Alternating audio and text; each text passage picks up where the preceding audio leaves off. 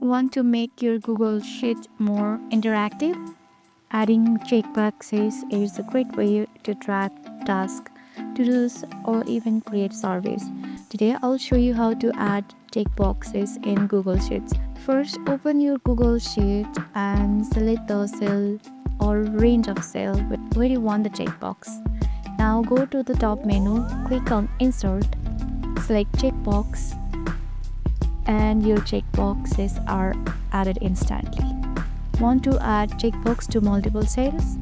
Just drag the corner of the cell to copy them down.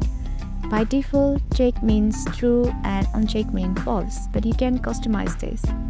For that, select the checkboxes, go to Data and then Data Validation. Change the values to anything like down or penny, and that's it.